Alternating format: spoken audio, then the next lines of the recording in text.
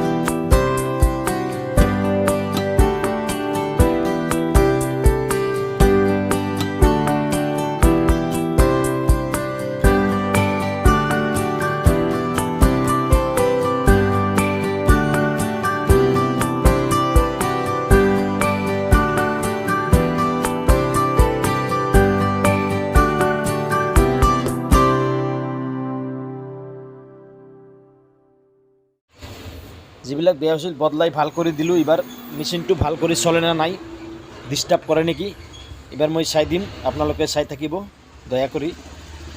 এই যে মেচিনগিলা, চৰকেইগিলা, এইলা বেলেটগিলা বদলাই দিম।